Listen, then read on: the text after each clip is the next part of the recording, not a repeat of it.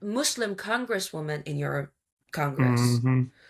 Or like when you're looking at Obama, what he did in 2009, after we asked him to help us, he released a fund that belonged to Iranian, to these mullahs.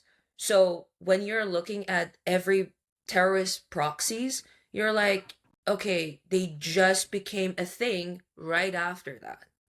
Hmm. And you have like if I'm not mistaken, you have Minnesota. The mayor is Muslim, and he said Yep. that if anyone has a problem, go out of this Yeah. city. You know, so it's literally the same that happened in Iran. It's like Mamdani is the perfect example. Like Khomeini Perfect. said exactly same agenda. Like we're gonna Really. make the buses free. Like exactly, it was the same script. Like he used Wow. Khomeini's same script. Wow. It's one-to-one And copy. exactly. It was like when we were hearing, we were like, why you guys are cheering? This is Yeah. scary. Uh-huh. Yeah. Really. And yeah, like if you go and I don't know if there is a specific resource for that, but we learned it by default in our school. The promises that Khomeini made before coming to Iran and take the power, I'm talking about the people's perspective. Yeah. He promised that, oh, Shah is stealing every money. Like this money has to be like oil money has to be delivered individually to your doorsteps. We're gonna make the bus tickets free so you don't have to pay for the buses. And people didn't know any better. There was no internet. They couldn't like when I'm asking my parents like what was wrong with you? Like Shah was Hmm. doing everything. And their answer is like the media wasn't covering Shah's speeches or Hmm. what he was doing. And many people were talking about this guy because back in Shah's time, people were more believers in Islam. So the chance that they were going to mosques were much higher. And mullahs in mosques were talking about Khomeini's speeches, like words that he was sending back to Iran. So, like right now, what we are seeing in America, in Canada, specifically in England, like it's scary. It's like Hmm. you're stepping behind us and you're just following the same path that our Yeah. grandparents and parents followed, and you don't even notice it. Yeah. That's exactly what it feels like. Yeah. And they don't And even notice it. That's the weird part. Yeah. yeah, like the girl in New York was like, "Oh, they took the business from Jewish people, and maybe one day I'm gonna have a business as a woman, and I can live freely in New York." And I was like, "You really think that you're gonna have any right as a woman in New York?" Yeah. It's like you don't know what Sharia law is. Like Yeah, they're gonna make you wear a burqa and you could get killed if you show your hair. Like yeah, you're worried and about if owning a business. and if even not even the hijab is the secondary matter. Like you have a half right as a woman. Like if, Yeah. for instance, like I'm pretty sure you know about it. Like, for instance, if you want to be a witness in the court, a woman's word has a half value of a man's word. Hmm. Or in inheritance is the same. Or even if you're being killed and the person who has to pay, like there is a kind of a thing in Islam that if by accident you kill someone, you have to pay something. And if the victim was a woman, you can pay half a price of whatever the Yeah. money you're. So literally the woman is half of a human in Hmm. this concept. Yeah. And it's obvious too. I mean, just the way when you see them, like you see like a 13-year-old girl that gets raped by a man, and then instead of him getting stoned, they stone her because she tempted him. Like, what is that? That's insanity. Yeah. And it's like I was thinking about the concept. It's funny, like one of the thing for me when I came to Canada was exactly this thing. If you are like in that concept, in the traditional extremist Islamist kind of a culture, a woman don't have any right. So if you're being abused, it's your fault. Mm-hmm. If your husband kick you, almost kill you, it's your fault. Probably you provoked him. And you have no right. You can't go to authorities and say, "Help me. I don't know how to skip." Yeah. You know? And even in the uh those cases, if they rape you, you can't go to authorities because your own words doesn't matter.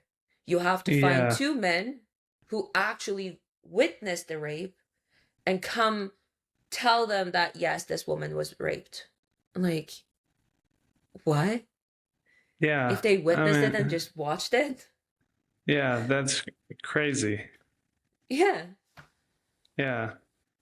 And yeah, that's why, like I remember I saw these two girls that were in New York City the day after he won the mayor race, and they're screaming up and down, shouting, "Yes, the Islamic Caliphate's coming to New York City, woo, yes!" And I'm like, and they're saying our brother in Islam. I'm like, and they're the way they're dressed. I mean, like their hair's all over the place. There's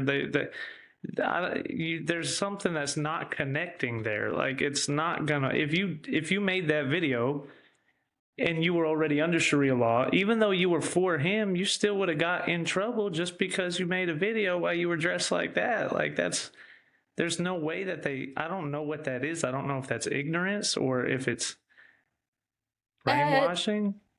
not necessarily. Like these type of, how can I say it? It's like they intentionally plan these images to the society to show that look, it's not all about hijab. We have these type of people. They're getting naked and nobody tells Mm-hmm. anything to them. They have the freedom. But as soon as they get the majority of the power Mm-hmm. of a territory, then everything is different.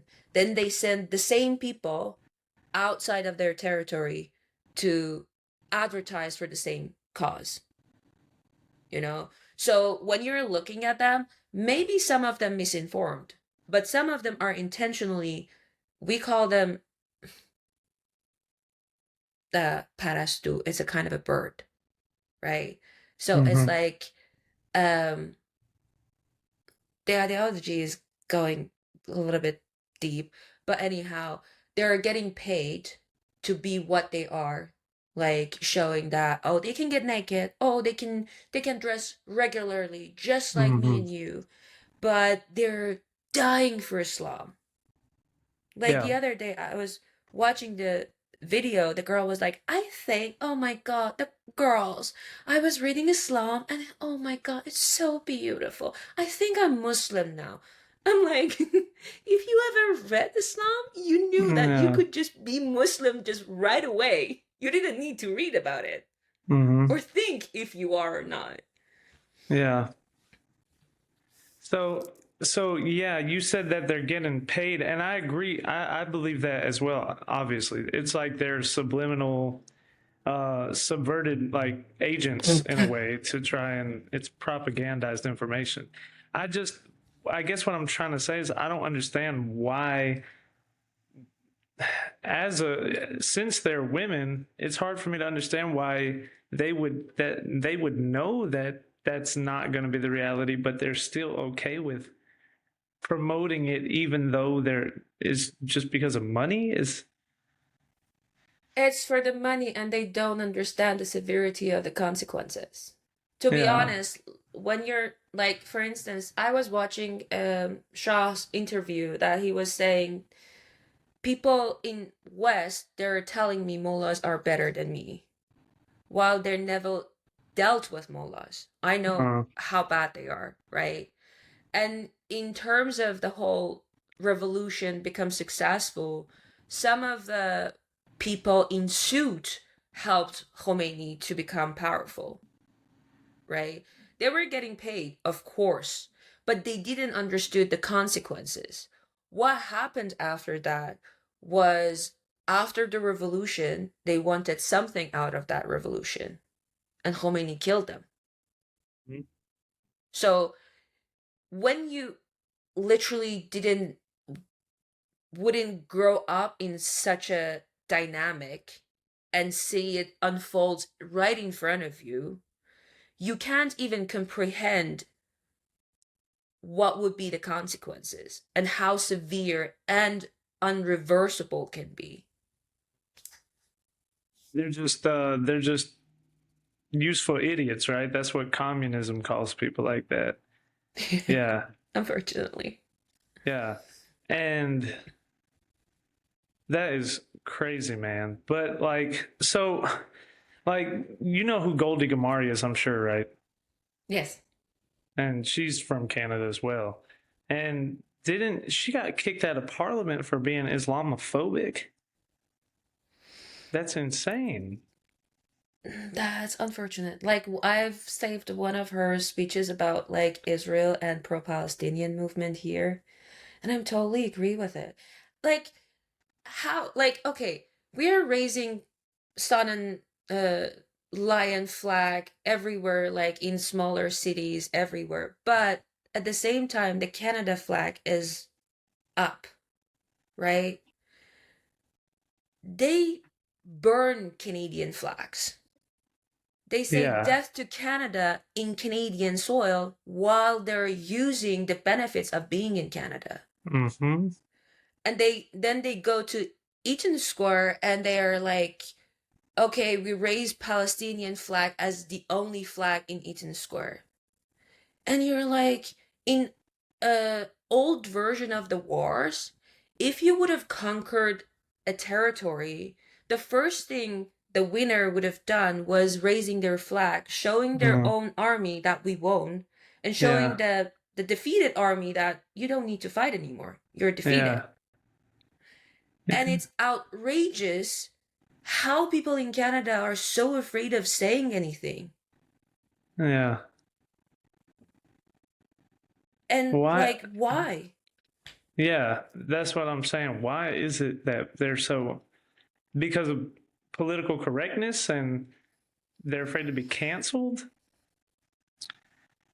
I think after 9/11 and whatever was happening, like generalization about Islam and everything, uh people went the exact opposite direction. Mm-hmm. Now they're so afraid of saying anything Uh-huh.